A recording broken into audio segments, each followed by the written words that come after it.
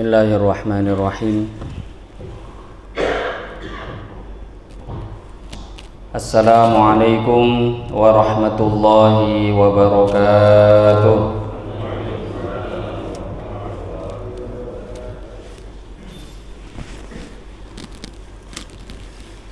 Innal hamdalillah nahmaduhu wa nasta'inuhu wa nastaghfiruhu wa nu'minu bihi wa natawakkalu 'alaihi wa na'udzu billahi min shururi anfusina wa min sayyiati a'malina. Man yahdihillahu fala mudilla lahu wa man yudlilhu fala hadiya lahu. Asyhadu an la ilaha illallah wahdahu la syarika lahu wa asyhadu anna sayyidana wa maulana Muhammadan abduhu wa rasuluh. Allahumma salli wa sallim wa barik alaihi wa ala alihi wa ashabihi wattabi'ina lahum bi ihsanin ila yaumiddin, amma ba'd. Faqad qala Allah subhanahu wa ta'ala fi kitabihil karim ba'da a'udzu billahi minasy syaithanir rajim. Walladzina jahadu fina lanahdiyannahum subulana wa innallaha lama'al muhsinin. Wa qala an-nabiyyu sallallahu alaihi wasallam, kullu ummati yadkhuluna al-jannata illa man aba. Qila wa man ya'ba ya Rasulullah? Qala man ata'ani dakhala al-jannah wa man 'asani faqad aba. Atau kama qala Rasulullah sallallahu alaihi wasallam. Alhamdulillah, hadirin jamaah salat subuh yang dimuliakan Allah Subhanahu wa taala. Pertama-tama mari kita bersyukur kepada Allah Subhanahu wa taala dengan mengucapkan alhamdulillahirabbil alamin. Bersolawat kita kepada Rasulullah sallallahu alaihi wasallam dengan mengucapkan Allahumma sholli ala sayyidina Muhammad wa ala ali sayyidina Muhammad. Yang saya hormati Bapak Ketua Masjid beserta pengurus yang hadir pada pagi hari ini. Yang saya hormati para alim ulama, tokoh masyarakat, cerdik pandai yang juga hadir pada majelis yang mulia ini.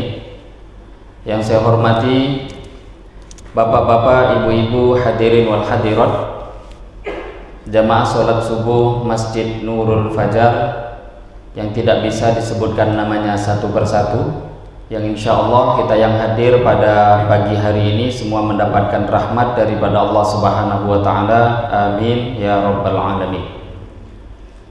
Hadirin jamaah sholat subuh yang mulia, pertama-tama mari kita bersyukur lagi dan lagi kepada Allah Subhanahu wa ta'ala atas karunia anugerah yang begitu besar yang Allah Subhanahu wa ta'ala berikan kepada kita semua. Tidak ada anugerah, tidak ada karunia yang lebih besar melebihi anugerah agama. Dengan anugerah agama inilah Bapak Ibu yang mulia, kita akan bisa mendapatkan kebahagiaan di dunia yang sementara, begitu juga akan mendapatkan kebahagiaan selama-lamanya di akhiratnya Allah Subhanahu wa ta'ala. Sebaliknya, tanpa agama seseorang tidak akan bisa bahagia di dunia, dan begitu juga dia tidak akan bisa bahagia nanti di akhirat yang selama-lamanya.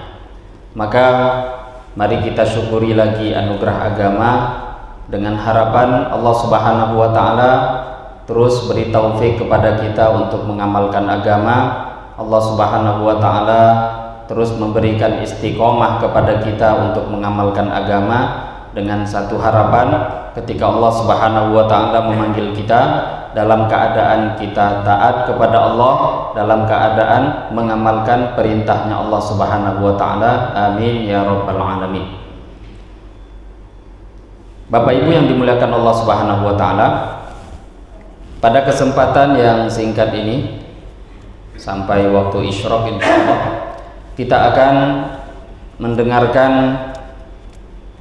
lanjutan kajian daripada kitab Al-Arba'in An-Nawawiyah, 40-an hadis yang dikumpulkan oleh Al-Imam An-Nawawi rahimahullahu ta'ala.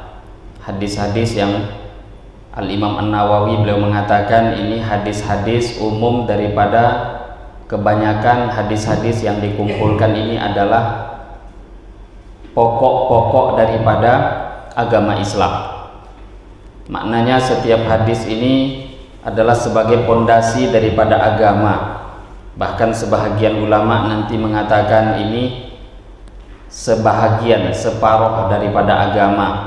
Sebahagian hadis nanti disampaikan oleh para ulama ini 1/4 daripada agama.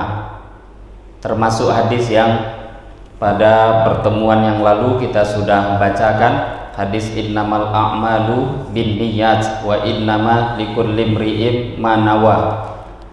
Sesungguhnya innamal a'malu, hanyalah amal seseorang tergantung daripada niatnya. Ini kata para ulama, hadis ini bahkan meliputi sebahagian, separuh daripada agama.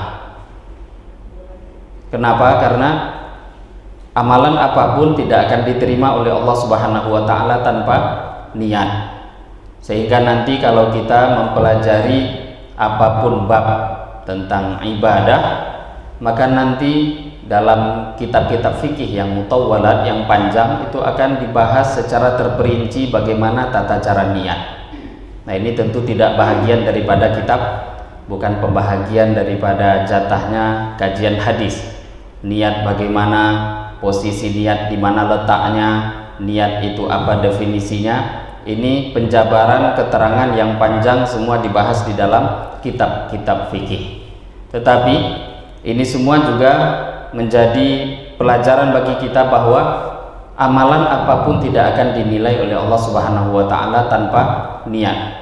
Dan seseorang akan mendapatkan apa yang dia niatkan. Dan urusan niat juga urusan hati. Tidak ada yang tahu untuk urusan niat ini kecuali kita dan Allah. Kita dan Allah saja. Sampai malaikat hafadzah pun tidak tahu apa yang kita niatkan. Maka hadis-hadis yang panjang pun, riwayat-riwayat lain sering kita dengarkan. Banyak riwayat, diantaranya 3 orang yang didatangkan di akhirat. Ada orang yang mati syahid, ada orang yang ahli membaca Al-Quran, qari. Kemudian yang ketiga ada orang yang dermawan, didatangkan di mahkamahnya Allah. Maka pada waktu itu Allah bertanya kepada mereka, wahai hambaku, sudah aku berikan karunia kepada engkau, aku mudahkan harta kepada engkau, maka apa yang telah engkau buat? Orang yang dermawan menyampaikan, ya Allah, siang malam hari-hari aku menafkahkan hartaku di jalanmu, aku memberikan sedekah pada orang lain semata-mata karena engkau. Maka Allah Subhanahu wa ta'ala pada waktu itu mengatakan apa? Kadzabta, engkau dusta. Engkau memberikan sedekah supaya dikatakan dermawan. Begitu juga orang yang kedua didatangkan sama. Orang yang ketiga juga yang mati syahid juga sama. Engkau dusta. Engkau mati di jalan Allah, tujuannya bukan untuk syahid. Engkau tujuannya adalah supaya dipanggil sebagai pahlawan. Engkau membaca Al-Quran di dunia tujuannya supaya dikatakan qari, orang yang pakar dalam membaca Al-Quran. Dan itu semua sudah kalian dapatkan di dunia. Maka Allah perintahkan kepada malaikat untuk menyeret mereka, dicampakkan ke dalam neraka. Lah, ini pembahasan semua tentang niat. Yang tahu hanya Allah. Maka hadis-hadis yang dikumpulkan oleh Imam An-Nawawi ini hadis-hadis yang inti dan pondasi asas di dalam agama, termasuk hadis yang kita dengar dalam pertemuan sebelumnya. Hadirin Bapak Ibu yang mulia, kemudian juga sedikit ada yang tertinggal di penghujung hadis. Setelah hadis yang pertama, innamal a'malu binniyat, ini ada hadis riwayat yang disampaikan oleh Al-Imam An-Nawawi.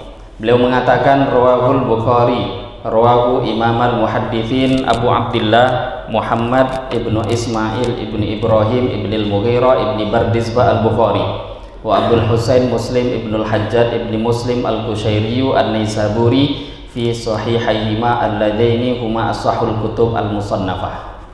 Di penghujung hadis yang pertama, Al-Imam An-Nawawi beliau mengatakan hadis innamal a'malu binniyat ini adalah hadis yang diriwayatkan oleh 2 imam besar. Dua imam besar di dalam hadis, yaitu Imam Bukhari dan Imam Muslim. Kita sering mendengarkan nama Imam Bukhari, tetapi terkadang kebanyakan kita bahkan tidak tahu nama asli daripada Al-Imam Al-Bukhari. Jadi Imam Bukhari itu nama beliau Muhammad. Ayah beliau namanya Ismail, Muhammad ibnu Ismail ibnu Ibrahim ibnu Al-Mughirah ibnu Bardizbah Al-Bukhari Al-Ju'fi. Jadi Al-Bukhari ini aslinya bukan nama. Bukhari itu nama daerah, Bukhara, di negeri Rusia, termasuk daerah Rusia sekarang ini. Itu daerah, namanya satu daerah di sana Bukhara. Dan yang mengherankan, hadirin Bapak Ibu yang mulia, di zaman itu pusat keagamaan itu malah bukan letaknya di negeri Arab. Maka bukan satu hal yang mustahil. Misalkan di zaman kita sekarang, memang dalam satu hadis juga Nabi Shallallahu Alaihi Wasallam sampaikan, Islam itu wasayaudu kama bada'a. Islam itu akan kembali lagi seperti awal mula dia memulai. Dulu Islam tersebar awal mulanya dari Mekah Madinah, dan nanti akan kembali lagi ke Mekah dan Madinah. Tetapi di tengah-tengah masa itu tidak ada hal yang mustahil. Tidak perlu kita heran, agama Islam itu pusatnya berpindah-pindah. Bahkan di zaman Khulafaur Rasyidin, imam yang 4, itu pusat Islam itu pernah pindah ke Baghdad, ke Irak. Zaman Sayyidina Ali bin Abi Thalib, Baghdad itu sebagai pusat kekhilafahan Islam pada waktu itu. Beliaulah yang membangun kota Baghdad, yang membangun kota Kufah, sehingga berpuluh-puluh tahun, bahkan sampai zamannya Al-Imam Asy-Syafi'i, terus zaman setelahnya, itu pusat Islam itu beralih kepada Irak, ya, beralih ke sana. Di zaman Al-Imam Al-Bukhari, Islam di daerah Rusia pun maju. Bahkan Kutub Sittah, kitab hadis yang menjadi pokok di dalam kajian Islam kita, Sahih Al-Bukhari, Sahih Muslim, Abu Daud, Nasai, Tirmidzi, Ibnu Majah, ini hampir ke semua mereka itu adalah orang-orang ajam, orang-orang luar Arab. Dan kebanyakan hampir dari 6 ini semuanya orang Rusia. Imam Bukhari dari daerah Bukhara. Ada lagi Imam Tirmidzi, itu daerah Tirmidz, dekat-dekat juga dengan Bukhara, juga termasuk bahagian Rusia sekarang. Nasai juga di daerah Rusia. Ibnu Majah pun juga daerah sana. Yang orang Arab di antara mereka semua hanya Al-Imam Muslim rahimahullah ta'ala. Maka pada waktu itu memang keislaman maju di daerah Rusia. Bahkan sampai sekarang kita pun juga mungkin kurang tahunya ketika ada berita-berita, oh pemain tinju internasional rupanya daerah dia tuh daerah Islam, Dagestan, Kazakhstan, Tajikistan, itu semua daerah Rusia, yang mana mayoritas penduduk mereka itu adalah Islam sampai sekarang. Maka di sini Al-Imam An-Nawawi beliau menyampaikan supaya kita kenal, hadis ini diriwayatkan oleh Al-Imam Bukhari. Nama asli daripada Imam Bukhari adalah Muhammad ibnu Ismail. Beliau memiliki kunyah Abu Abdillah, Muhammad ibnu Ismail ibnu Ibrahim ibnu Al-Mughirah ibnu Bardizbah Al-Bukhari. Dan hadis ini juga diriwayatkan oleh Al-Imam Muslim. Imam Muslim memiliki kunyah Abul Husain Muslim ibnul Hajjaj ibnu Muslim Al-Qushairi An-Naisaburi. Dan di sini pun Imam Nawawi melanjutkan, alladzaini huma as-sahul kutub al-musannafah, yang mana kedua kitab ini, kitab Sahih Al-Bukhari dan juga kitab Sahih Muslim, as-sahul kutub al-musannafah adalah kitab yang paling sahih yang dikarang oleh para alim ulama. Jadi kitab hadis yang paling sahih adalah kitab Bukhari dan kitab Muslim. Sedikit tentang pembahasan ini adalah hampir menjadi satu keputusan yang di zaman sekarang itu hampir-hampir sampai seperti ijma'. Kalaupun kita nanti akan mendengarkan ada ikhtilaf para ulama mengenai beberapa hal, pendahuluan mana yang lebih dahulu, Bukhari kah atau Muslim kah, itu ada ikhtilaf. Paling tidak mayoritas para ulama mengatakan seperti itu, urutannya Bukhari baru Muslim, dan mereka sepakat dua kitab ini yang paling sahih selepas kitabullah Al-Quran. Bapak Ibu yang mulia, ini tidak bertentangan dengan ucapan Al-Imam Asy-Syafi'i yang masyhur. Karena Imam Syafi'i dulu beliau pernah mengatakan bahwa kata Al-Imam Asy-Syafi'i rahimahullah ta'ala, kitab yang paling sahih tahta adimis sama, di bawah kolong langit. Kitab yang paling sahih di permukaan bumi ini adalah Muwatta'nya Imam Malik. Ini kata Al-Imam Asy-Syafi'i rahimahullahu ta'ala. Dan ini tidak bertentangan. Ulama-ulama zaman setelahnya mengatakan Bukhari Muslim, tetapi Imam Syafi'i mengatakan kitab paling sahih adalah Muwatta'nya Imam Malik. Kenapa Imam Syafi'i mengatakan seperti itu? Karena memang ketika Imam Syafi'i masih hidup, Bukhari Muslim itu belum lahir, apalagi kitabnya. Jadi kitab Bukhari Muslim itu zaman Imam Syafi'i belum ada. Maka sungguh aneh juga bagi kita ataupun orang-orang yang pernah kita dengar, misalkan mereka mengatakan, kenapa Imam Bukhari tidak mengikuti kitab Bukhari, mengapa Imam Syafi'i tidak mengikuti kitab Bukhari. Ini pernyataan salah. Atau kalau ada orang mengatakan, lah Imam Syafi'i nggak mengikuti hadis dari kitab Sahih Muslim, ini juga pernyataan salah. Karena kitab-kitab itu semua datang dan hadir ketika Imam Syafi'i sudah meninggal dunia. Maka perkataan Imam Syafi'i yang mengatakan kitab yang paling sahih di permukaan bumi adalah Muwatta', ya memang itu yang betul-betul terjadi di zaman itu. Tidak ada kitab yang paling sahih di zamannya Imam Syafi'i melebihi kitab Muwatta'nya Imam Malik rahimahullahu ta'ala. Dan ini kitab induk. Sebagai cikal bakal Muwatta' itu akhirnya muncul Bukhari, Muslim, Abu Daud, Nasai, dan kitab-kitab setelahnya. Hadirin yang mulia, kita akan lanjutkan membaca hadis yang kedua, Al-Hadithus Tsani, hadis yang kedua. An Umar radhiyallahu anhu, diriwayatkan daripada sahabat Umar radhiyallahu anhu aidan juga. Qala, beliau telah berkata. Jadi hadis yang kedua sama dengan hadis yang pertama. Yang pertama itu pun juga diriwayatkan oleh Amirul Mukminin Umar Ibnul Khattab radhiyallahu taala anhu. Hadis yang kedua pun juga beliau yang meriwayatkan. Sayyidina Umar radhiyallahu taala anhu berkata, "Bainama nahnu julusun 'inda Rasulillah sallallahu alaihi wasallam dzata yaumin."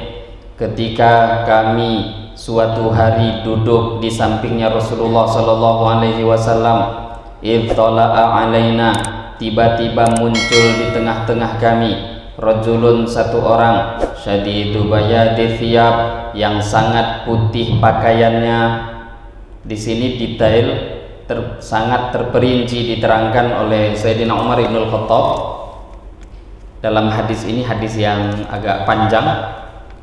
Beliau bercerita, satu kali kami bersama Rasulullah Shallallahu Alaihi Wasallam, maka tiba-tiba di tengah-tengah ketika kami bersama Nabi, ittala'a alaina rajulun syadidu bayadi thiyab, tiba-tiba muncul di tengah-tengah kami satu orang laki-laki yang berpakaian sangat putih. Ini yang pertama. Yang kedua, syadidu sawadis sya'ri atau syadidu sawadis sya'ri, ain bisa di fathah ataupun disukunkan, keduanya boleh dalam bahasa Arab. Sangat hitam rambutnya. Dalam riwayat lain, riwayat Ibnu Hibban, dalam sarah kitab ini diterangkan, yang dimaksud sangat hitam rambutnya itu yang dimaksud bukan rambut kepala.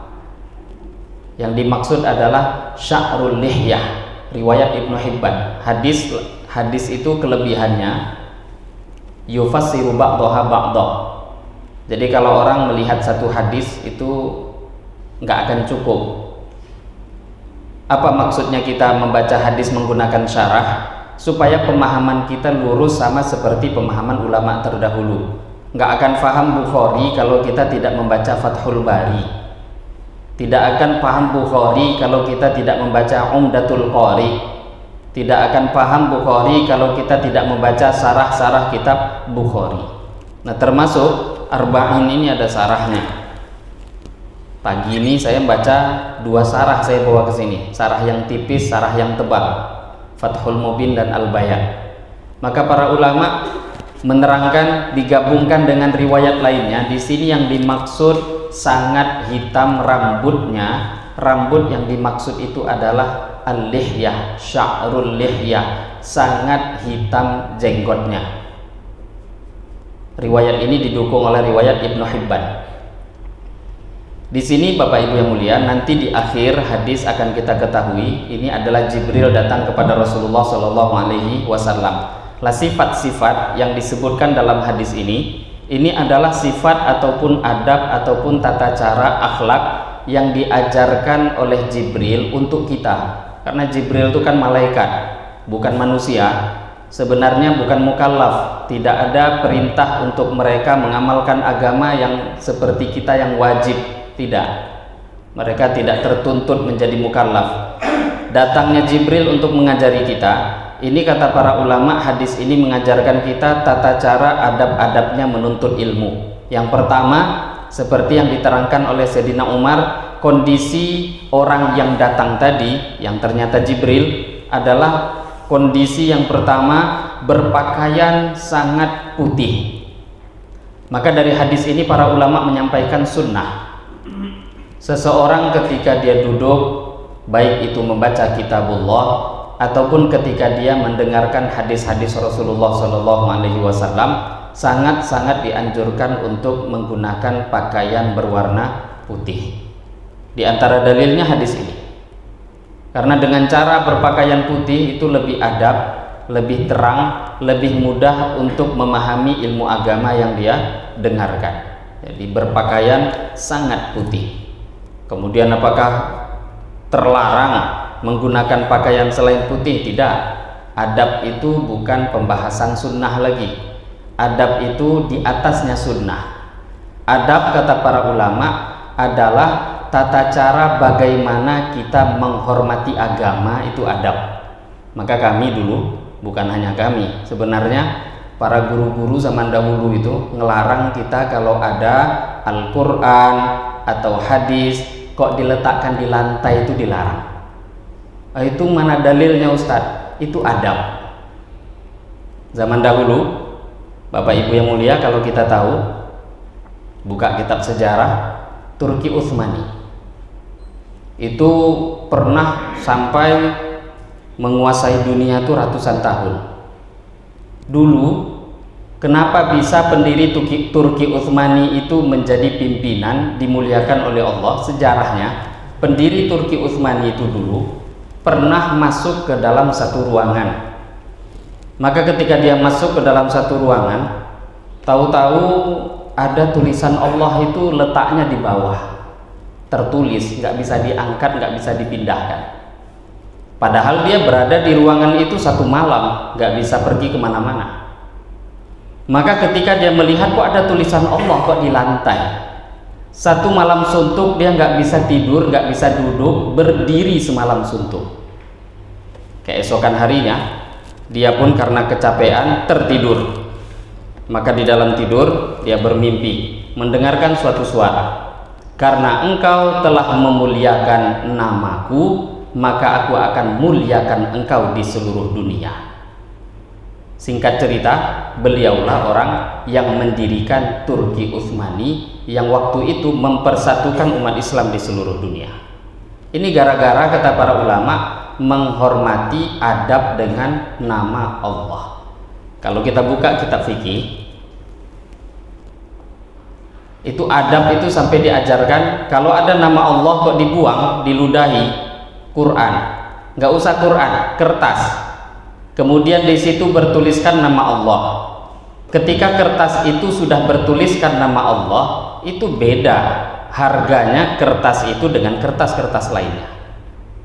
Kalau ada orang meludahi dengan sengaja, jadi kafir. Kalau ada orang membuangnya di tempat yang kotor dengan sengaja, jadi kafir. Padahal kan kertas. Nah, di situ namanya adab. Maka perbedaan orang-orang yang mereka mempelajari Al-Quran, mempelajari hadis dengan orang yang tidak kenal Al-Quran dengan hadis, perbedaannya di dalam adab, bukan di dalam wajib. Jadi ketika mereka mengamalkan adab, derajatnya jadi tinggi. Karena adab itu terkadang tidak perlu dalil. Adab itu, kata para ulama tadi, bagaimana cara kita menghargai agama, itulah adab. Menghargai agama, kalau kita pandai menghargai agama, sejauh mana kita tinggi memuliakan agama, berarti sejauh itu pula adab kita kepada agama. Sering kita dengarkan ada istilah pepatah dalam bahasa Arab, man laisa lahu adab fahuwa kadzubab. Siapa yang tidak memiliki adab itu seperti lalat, hinggap sana hinggap sini, suka-suka dia mau datang mau pergi dan lain sebagainya, tidak punya aturan hidup, itu namanya orang yang tidak beradab. Maka dalam hadis ini yang diajarkan itu adab. Kok ada orang yang mengamalkan selain ini, nggak melanggar sunnah, tidak, tapi melanggar adab. Dosa dia tidak dapatkan, tetapi dalam segi adab akan berkurang. Maka ketika adab kurang, keberkahan pun juga akan berkurang dalam kehidupan. Yang kedua, kata Sayyidina Umar, syadidu sawadi sya'ri. Kondisi orang yang datang itu sangat hitam rambutnya. Tadi kita sudah dengarkan yang dimaksud rambut di situ adalah sya'rul lihyah, rambut jenggot. Jadi jenggot orang yang datang itu masih betul-betul sangat hitam, masih muda. Di sini pun juga pelajaran bahwa ketika seseorang ingin menuntut ilmu agama, mau belajar, yang terbaik itu umur yang masih muda. Karena kalau sudah tua, apalagi sudah beruban, tandanya orang tua kan beruban, mulai tumbuh 1, 2, 3, tidak bisa dihentikan. Ujung-ujungnya seluruh rambutnya menjadi putih. Kalau sudah tua, maka nanti pemahaman akan juga bertambah sulit. Hafalan juga akan mudah menjadi lupa. Berbeda dengan anak muda.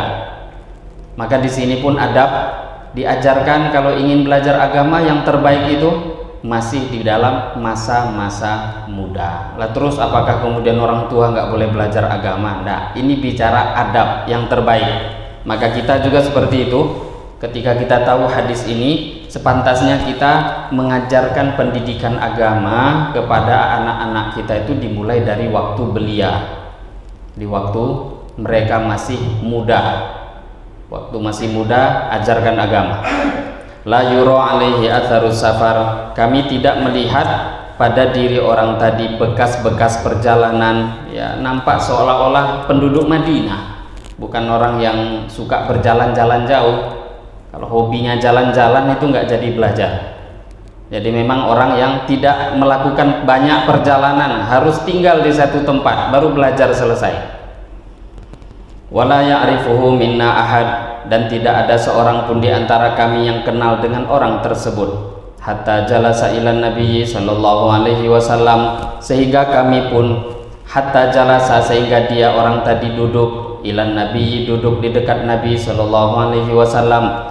Fa asnada rukbatayhi, dan dia menyandarkan kedua lututnya, ila rukbatayhi, kepada kedua lututnya Rasulullah sallallahu alaihi wasallam. Ini lanjutan hadis. Ketika datang, riwayat lain diterangkan dia mengucapkan salam kepada Rasulullah sallallahu alaihi wasallam. Kemudian selepas itu minta izin, boleh nggak saya duduk? Bahkan riwayat lain lebih detail, duduk agak jauh pertama kali, kemudian minta izin, bolehkah saya mendekat wahai Muhammad? Maka kata Nabi, mendekat. Minta izin kedua kali, boleh tambah dekat lagi? Kata Nabi, mendekat. Sampai 3 kali, boleh saya mendekat? Kata Nabi, mendekat.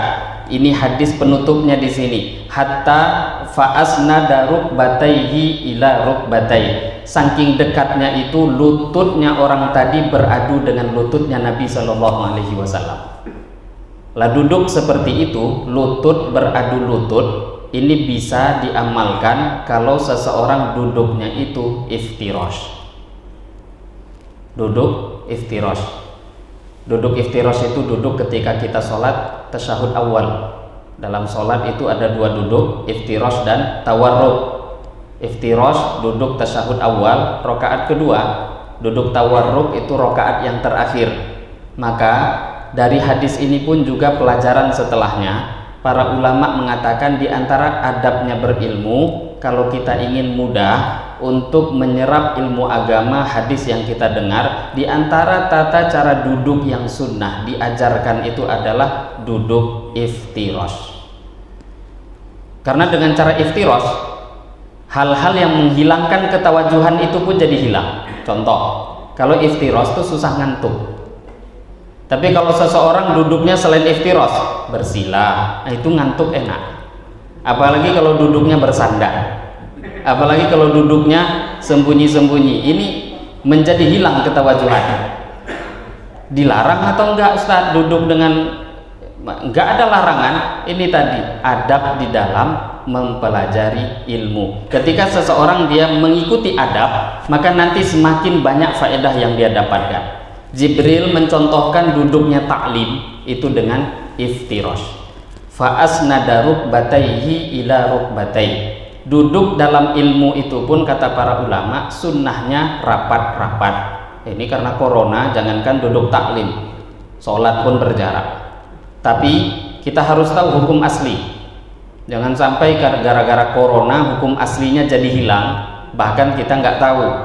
Hukum duduk ketika kita taklim disunnahkan duduk rapat-rapat. Seperti Jibril yang minta izin, boleh mendekat, mendekat lagi. Boleh mendekat, Nabi katakan mendekat, saking dekatnya lutut Nabi beradu dengan lutut orang tadi.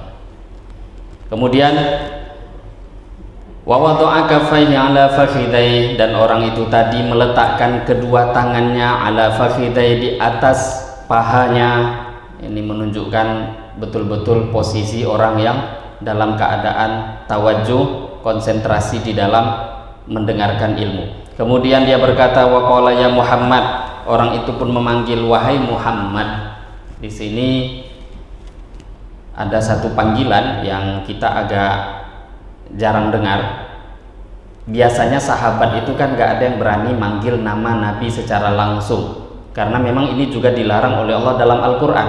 Lah tahu-tahu di sini ada orang yang datang, walaupun malaikat tapi kan berbentuk orang. Harusnya kan orang walaupun malaikat mengikuti aturannya manusia.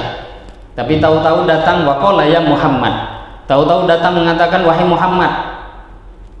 Kok bisa berani-beraninya memanggil Nabi dengan panggilan namanya? Dalam Al-Quran jelas ada larangan, la taj'alu du'a ar-rasuli bainakum ka du'ai ba'dikum ba'dha.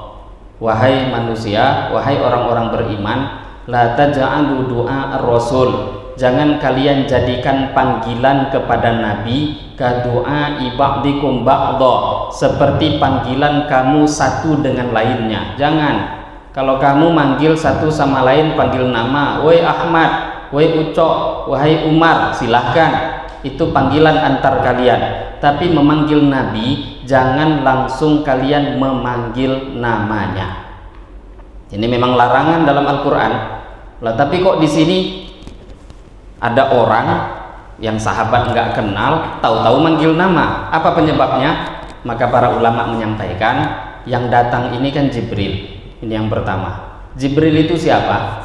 Jibril ini datang bukan untuk belajar kepada Nabi, tidak. Jibril datang itu bukan sebagai muta'allim, bukan sebagai murid, tapi Jibril datang sebagai mu'allim, datang sebagai guru. Dan memang Nabi SAW, guru beliau itu Jibril. Jangankan kita, zaman sekarang ini ada orang, belajarlah langsung Quran, baca sendiri, fahami sendiri, baca hadis, langsung fahami sendiri. Jangankan kita, yang mulia baginda Muhammad SAW sendiri punya guru namanya Jibril. Banyak hal yang dicontohkan di dalam hadis, termasuk di sini. Jadi Jibril datang sebagai kondisi posisi sebagai guru, maka tidak ada masalah beliau memanggil nama kepada Rasulullah Shallallahu Alaihi Wasallam. Maka orang itu mengatakan, ya Muhammad, akhbirni anil Islam, beritahukanlah kepada aku mengenai Islam. Faqala Rasulullah Shallallahu Alaihi Wasallam, maka Nabi bersabda, al-Islam, Islam adalah an tasyhada an la ilaha illallah, engkau bersaksi bahwa tidak ada Tuhan yang hak disembah selain Allah, wa anna Muhammadar Rasulullah, dan sesungguhnya Nabi Muhammad adalah utusan Allah, wa tuqimas shalah, engkau mendirikan salat, wa tu'tiyaz zakah, engkau membayar zakat, wa tasuma Ramadan, dan engkau berpuasa pada bulan Ramadan, wa tahujjal bait, dan engkau berhaji ke Baitullah, in istata'ta ilaihi sabila, apabila engkau mampu datang ke Baitullah. Pertama, orang tadi bertanya, wahai Muhammad, ajarkan kepada aku, beritahukan kepada aku tentang Islam. Islam itu apa? Nah, ini hadis memang betul-betul hadis menjadi asas di dalam agama kita, karena nanti lengkapnya Islam ditanya, iman juga ditanya, yang terakhir ihsan itu apa. Maka yang kita dengarkan tadi ini semua adalah rukun-rukun Islam. Rukun Islam yang menjadi pondasi seseorang dikatakan Islam, ya 5 perkara ini. Yang pertama, engkau bersaksi bahwa tidak ada Tuhan yang hak disembah selain Allah. Yang kedua, engkau dirikan sholat. Yang ketiga, bayar zakat. Yang keempat, puasa pada bulan Ramadan. Yang kelima, haji ke Mekah bila mampu. Ini rukun Islam. Satu saja kalau dikurangi ketika dia mampu, karena seperti haji kan ada syarat. Satu saja dia kurangi ketika mampu, maka Islamnya dipertanyakan. Atau yang kedua, satu saja dia ingkari kewajiban daripada 5 rukun Islam ini, dia keluar daripada agama Islam. Kemudian Jibril pun bertanya setelah mendengarkan apa yang disampaikan oleh Nabi, sodakta, engkau benar. Dia yang bertanya, tapi kemudian selepas itu mengatakan sodakta, engkau benar. Fa'ajibna lahu yas'aluhu wa yusaddiquhu. Maka kata Sayyidina Umar, ketika orang tadi mengatakan engkau benar wahai Muhammad, maka kami pun menjadi takjub, jadi heran. Kenapa? Dia yang tanya, tapi kok malah dia yang membenarkan. Umumnya orang kan bertanya tuh nggak tahu, tapi ini kok bertanya malah selepas itu mengatakan engkau benar. Di sini Bapak Ibu yang mulia, kalimat rukun Islam itu ada 5 perkara. Ini pun juga yang nanti menjadi penjabaran kitab-kitab fikih. Jadi fikih itu yang dibahas apa? Syahadat. Yang kedua, sholat. Yang ketiga, zakat. Yang keempat, puasa. Yang kelima, haji. Itulah isi kitab-kitab fikih. Maknanya, Islam itu kata para ulama dari zahirnya hadis ini yang kita dengarkan, ini semua Nabi Shallallahu Alaihi Wasallam mengajarkan bahwa Islam itu adalah a'malul jawarih. Islam itu adalah amalan-amalan anggota tubuh kita yang tampak, itu Islam. Jadi nggak bisa seseorang itu kalau mengatakan saya jadi orang Islam yang penting hatinya saja, itu bohong. Islam nggak bisa hatinya saja, karena Islam itu a'malul jawarih. Anggota tubuh kita tuh harus ada amalannya, semuanya di sini. Yang pertama, engkau bersaksi bahwa tidak ada Tuhan yang hak disembah selain Allah. Kalimat syahadat itu bukan amalan hati, tidak. Kalimat syahadat engkau bersaksi, maka para ulama mengatakan syaratnya harus mengucapkan, nggak cukup hanya dengan hati. Jadi kalau ada orang mau masuk Islam dari luar Islam, mau masuk Islam, kemudian dia katakan kalimat syahadatnya saya baca dalam hati saja ya, oh nggak sah, nggak bisa.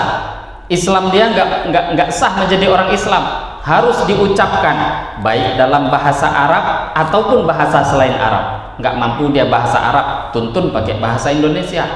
Nggak mampu bahasa Indonesia, pakai bahasa yang dia tahu. Sebaiknya tentu bahasa Arab baru diterjemahkan. Maka wajib dia mengucapkan an-nutqu, betul-betul diucapkan, asyhadu an la ilaha illallah wa asyhadu anna muhammadar rasulullah. Aku bersaksi tidak ada Tuhan yang hak disembah selain Allah, dan aku bersaksi bahwa Nabi Muhammad adalah utusan Allah. Nah, terdengar a'malul jawarih, amalan anggota tubuh. Untuk syahadat itu adalah amalan lisan, nggak cukup dengan amalan hati. Apalagi sholat. Ada orang sholat hanya dengan hati, ya nggak sah. Begitu juga zakat, nampak, diketahui. Begitu juga nanti haji, nampak oleh orang lain.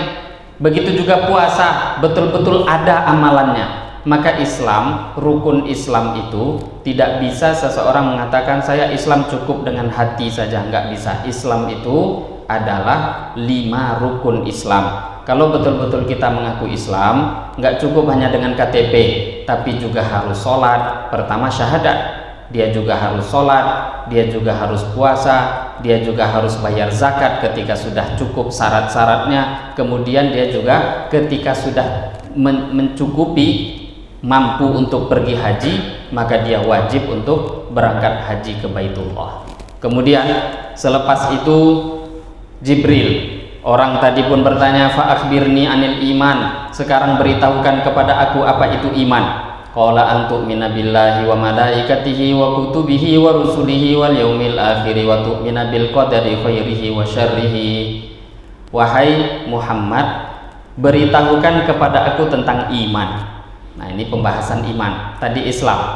Iman, kata Nabi, iman itu adalah engkau beriman pada Allah, iman pada malaikatnya, iman kepada kitab-kitab yang Allah turunkan, iman kepada rasul-rasul utusan Allah, iman kepada hari akhir, dan iman kepada qadar, takdir. Apakah itu takdir baik ataupun takdir buruk, semuanya datang daripada Allah Subhanahu wa taala. Lah ini, hadis ini kita kenal dengan istilah rukun iman.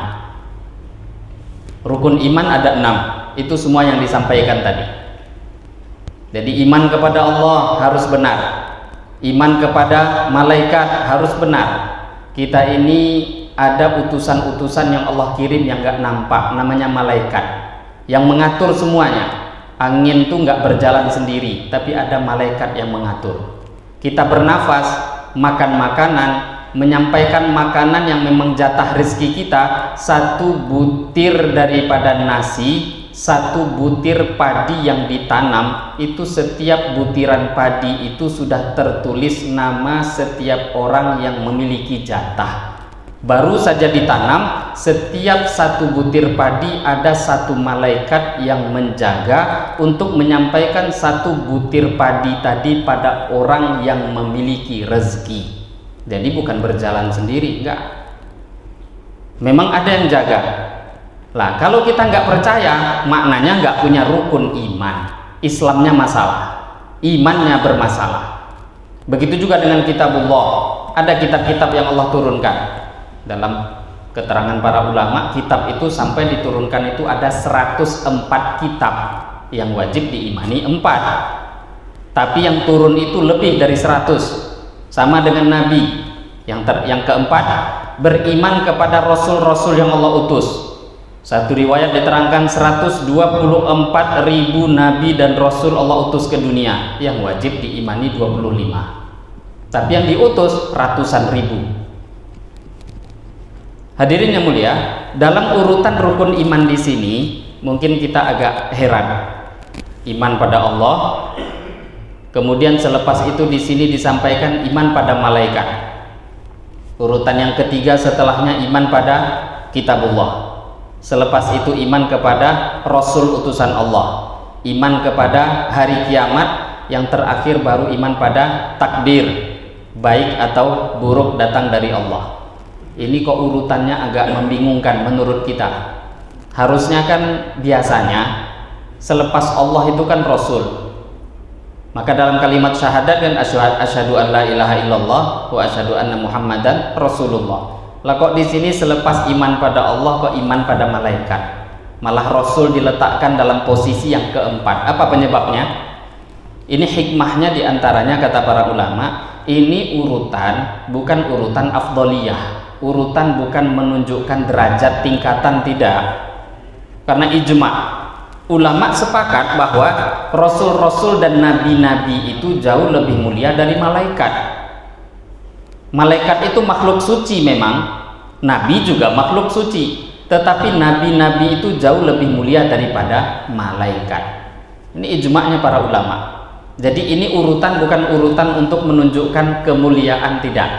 Urutan di sini memang urutan datang awal mulanya ke dunia secara urutan, itu yang dituliskan di dalam hadis ini. Lah urutan secara datang wujudnya kenapa bisa begitu? Pertama, Allah Subhanahu wa taala urutannya tentu Allah.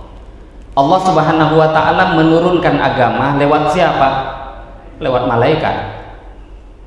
Lah ketika Allah mengirimkan malaikat, apa yang diturunkan? Kitabullah. Jadi Allah menurunkan malaikat membawa kitabullah. Itu urutannya memang yang ketiga. Dan kitabullah itu diturunkan kepada para nabi, para rasul. Maka di sini ini urutan bukan urutan menunjukkan kemuliaan, tidak. Urutan memang dari segi bagaimana wujud dan datangnya ke dunia. Malaikat yang datang dulu membawa firman Allah itu diberikan kepada rasul-rasul utusan Allah yang ada di dunia. Maka di sini urutan di sini kata para ulama memang nampaknya satu hal yang biasa, tapi maksudnya ada. Memang di sini urutan untuk menyebutkan tata cara rentetan wujudnya perkara itu di dunia. Hadirin Bapak Ibu yang mulia, kemudian rukun iman. Tadi Islam sudah kita ketahui bahwa Islam itu amalan-amalan yang zahir. Maka di sini iman, dalam zahirnya hadis ini Nabi Shallallahu Alaihi Wasallam mengajarkan iman itu adalah a'malul qalbi, amalan hati, itu iman. Kalau tadi Islam amalan luar, amalan yang tampak, maka iman itu amal yang tidak tampak, itulah isinya di dalam hati. Percaya kepada Allah, lah Allah itu nampak enggak? Percaya itu di mana letaknya? Dalam hati. Allah enggak nampak. Kemudian yang kedua, percaya kepada malaikat. Malaikat nampak enggak? Enggak nampak. Kepercayaan itu letaknya dalam hati. Jadi ada orang percaya dengan tidak percaya, enggak ada yang tahu. Di mana bedanya? Ya memang itu amalan hati. Yang ketiga, percaya kepada kitabullah. Percaya itu juga dalam hati letaknya, enggak nampak. Yang keempat, percaya kepada rasul-rasul utusan Allah. Jumpa saja kita tidak dengan nabi. Jangankan nabi yang pertama, Nabi Adam, nabi yang terakhir saja yang mulia baginda Muhammad Shallallahu Alaihi Wasallam kita nggak jumpa. Lah terus nggak jumpa kok bisa percaya? Itu namanya iman. Kemudian percaya dengan hari akhir, hari kiamat. Hari kiamat itu kenapa dikatakan hari akhir? Ya selepas itu nggak ada lagi hari. Jangankan hari, malam pun selepas itu nggak ada. Hari kiamat dikatakan hari karena selepas itu nggak ada malam. Memang hari itu hari terakhir, nggak ada hari setelahnya. Percaya pada kiamat nggak nampak. Gimana cara percaya? Itu amalan hati. Iman kepada takdir baik ataupun buruk, itu pun juga nggak nampak, amalan hati. Maka sering para ulama mereka memberikan satu definisi iman. Iman itu adalah tasdiqul khabar wa takdzibun nadhar. Iman itu adalah benarkan khobar. Kita benarkan, percaya dengan khobar Quran dan hadis. Apa yang disampaikan Allah, yang disampaikan oleh Rasulullah, percaya. Wa takdzibun nadhar, dan bohongkan mata kita, itu iman. Jadi iman itu nggak bisa diukur dengan akal. Iman tidak bisa diukur dengan mata. Iman itu definisinya memang seperti itu kata para ulama. Bohongkan yang tampak, percaya kepada Allah dan Rasulnya. Dan rukun Islam itu semua tadi, yang rukun iman yang kita dengar tadi, itu semua nggak ada yang tampak.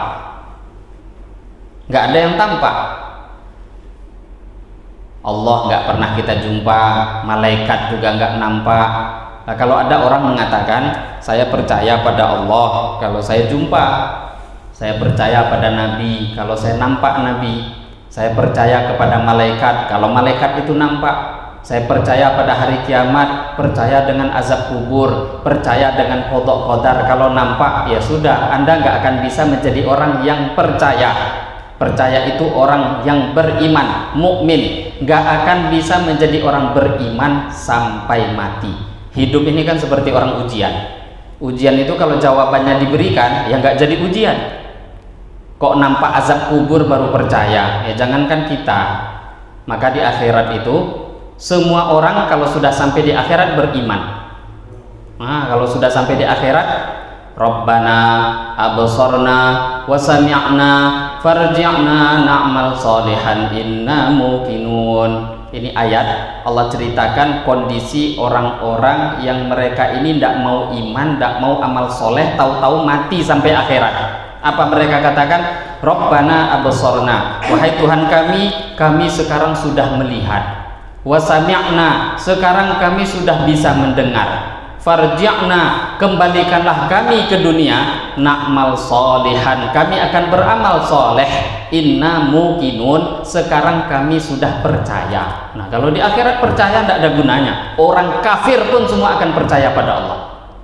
Nah, maka rukun Islam itu diterangkan lengkap, rukun iman juga diterangkan lengkap oleh Rasulullah Shallallahu Alaihi Wasallam. Ini hadis agak lumayan panjang dan panjangnya pun juga menjadi pondasi. Nah, pondasi. Maka ini hadis mungkin kita akan lanjutkan dalam pertemuan setelahnya. Ada beberapa pertanyaan Jibril yang belum selesai dan ini menjadi pondasi rukun Islam, rukun iman, dan ada juga pertanyaan ihsan dan hari kiamat yang ditanyakan oleh Jibril alaihi salatu wasalam kepada Rasulullah sallallahu alaihi wasallam. Hadirin Bapak Ibu yang mulia, rukun Islam itu terutama tadi dalam beberapa riwayat ini ada takdim takhir, ada yang didahulukan, ada yang dikebelakangkan. Tapi seperti apapun rukun Islam ini kata para ulama, contohnya ataupun satu tamtsil yang memudahkan pemahaman kita, rukun Islam itu contohnya seperti satu orang yang memasang kemah yang memiliki 5 tiang. Rukun Islam itu seperti orang yang memasang kemah yang memiliki 5 tiang. Tiang tengahnya adalah kalimat syahadat la ilaha illallah Muhammadur Rasulullah. Jadi kalimat syahadat itu tiang tengahnya. Salat, puasa, zakat, dan haji itu 4 tiang yang berada di pinggir kemah. Lah sekarang kalau tidak ada tiang tengah, kan gak akan bisa berdiri itu kemahnya. Lah itulah kalimat syahadat. Kalimat syahadat itu sebagai pondasi yang betul-betul yang di tengah. Tidak ada kalimat syahadat, amal lain tidak bisa diterima. Tetapi amal-amal yang lain, puasa, zakat, haji, itu berada di tiang-tiang penyangga. Kalau kita tidak amalkan atau ada orang Islam yang kurang mengamalkan salah satu dari rukun Islam, maka kemahnya masih berdiri, tapi akan nampak kemah itu berdiri dalam keadaan miring. Ada orang Islam kok nggak sholat, maka berarti itu bangunan yang hampir roboh. Kok ada orang Islam nggak puasa, masih berdiri, mungkin masih Islam, tapi syaratnya tidak mengingkari kewajibannya, masih Islam, tapi bangunannya hampir roboh. Maka seperti itu juga rukun Islam. Dan hadis yang ketiga nanti juga itu menunjukkan, menguatkan pengulangan daripada rukun Islam yang diterangkan oleh Rasulullah Shallallahu Alaihi Wasallam. Semoga pada pagi hari ini itu yang bisa kita dengarkan daripada hadis Rasulullah Shallallahu Alaihi Wasallam bisa kita ambil faedah dan kita bawa dalam kehidupan kita sehari-hari. Sudah jam 6 lewat 30 menit. Tadi isyrok, bukan isyrok ya, syuruk, terbit matahari hari ini jam 6 lewat 20. Maka pas terbit matahari kita ketahui belum bisa sholat sunnah, ditambah dulu 16 menit setelahnya, maka kurang lebih jam 6 lewat 36 menit itu baru bisa kita mengerjakan sholat sunnah isyraq. Ini ada sekitar 6 menit ke depan waktu untuk kita buka sesi tanya jawab. Kalau mungkin ada di antara Bapak Ibu yang hendak bertanya, dipersilahkan. Ada yang hendak bertanya? Kalau tidak ada, kita tutup doa kifarah majelis. Ada yang hendak ditanyakan, entah dari pembahasan tadi atau di luar pembahasan, mungkin selagi ada kaitan. Ya, silakan.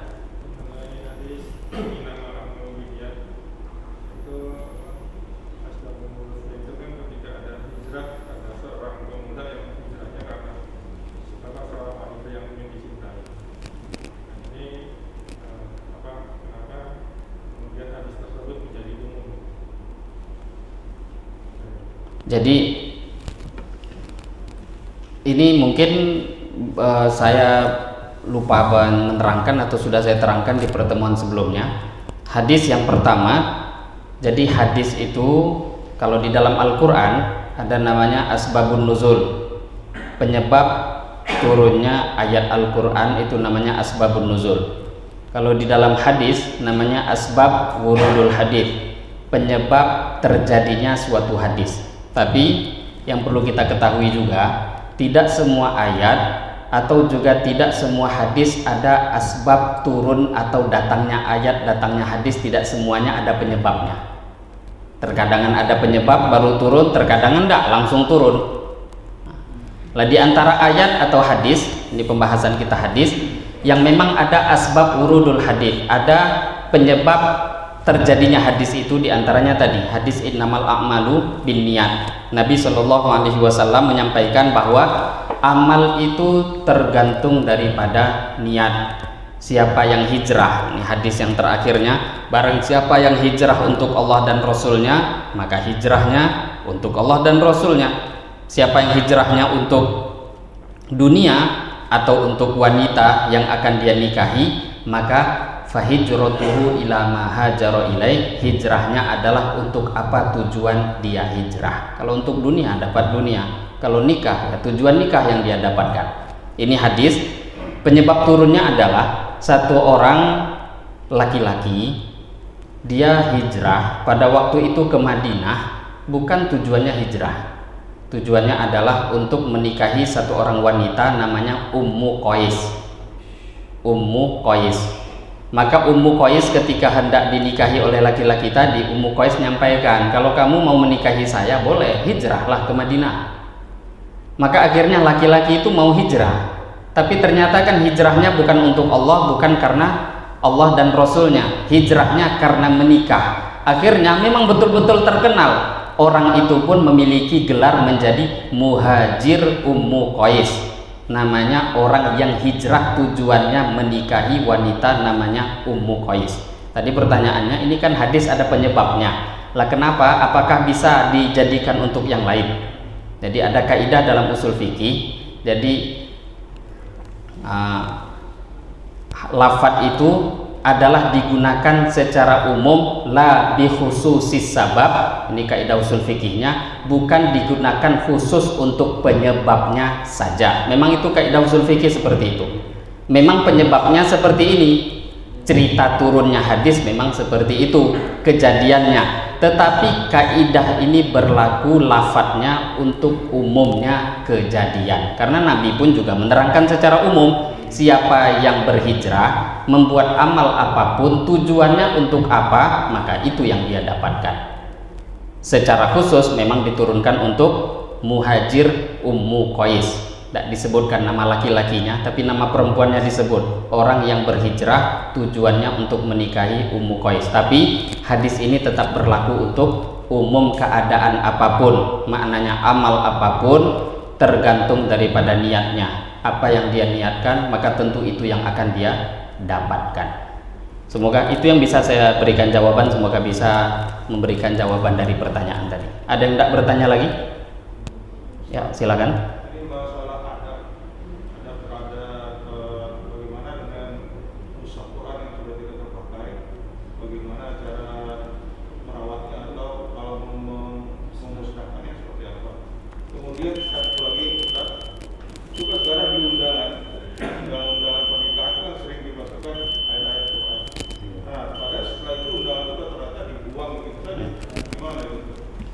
Jadi untuk Al-Quran itu walaupun rusak tetap itu Al-Quran. Jadi maknanya memuliakan Al-Quran yang masih baru dengan Al-Quran yang sudah lama, Al-Quran yang masih bagus dengan Al-Quran yang sudah rusak, itu nggak ada perbedaan.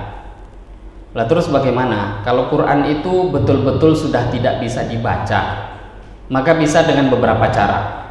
Pertama, dia kumpulkan, dia letakkan di tempat yang tinggi dan terjaga daripada hal-hal yang membuat Al-Quran itu menjadi hina. Ini bisa, yang pertama. Atau yang kedua,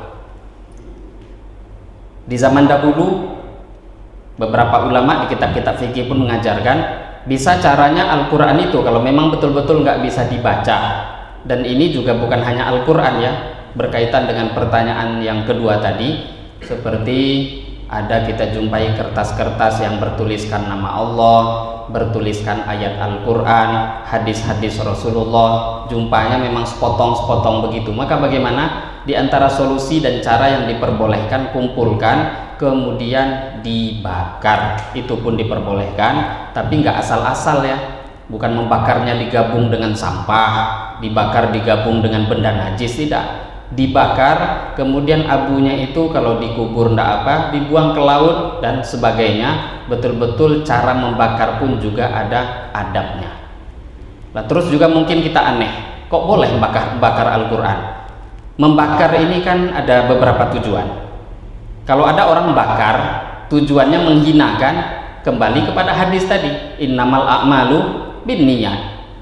Jadi amal itu nampaknya sama, tapi hasil amal itu berbeda. Dari mana? Perbedaannya dari segi niat. Kalau dia bakar Quran memang tujuan menghinakan Al-Quran, macam ada beberapa kejadian kan Quran dikoyak-koyak, dibakar-bakar di negeri-negeri orang yang tidak Islam.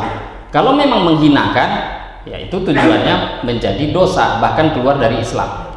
Tapi kalau tujuannya tadi untuk memuliakan karena sudah tidak bisa, ini ada dalilnya. Yang mengamalkan pertama kali adalah Utsman ibnu Affan radhiyallahu taala anhu.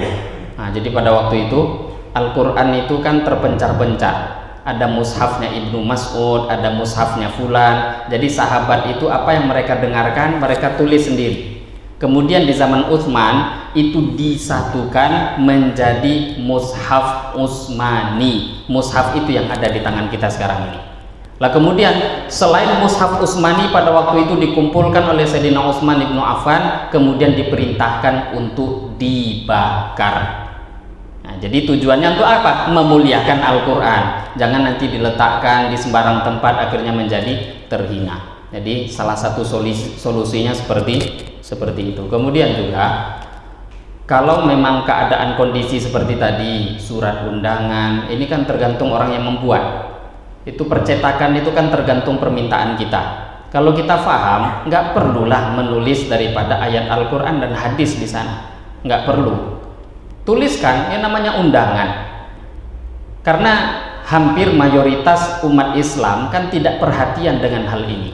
Kalau kita memiliki ilmu, nggak perlu nulis di situ ayat Al-Quran dan lain sebagainya. Apalagi kalau betul-betul kita yakini orang yang kita berikan surat undangan itu tidak paham dengan hukum. Nah, kalau kita tahu hukumnya, kita juga tahu, berarti kita juga kebahagiaan dosanya. Jadi tidak perlu dituliskan ayat Al-Quran dan lain sebagainya.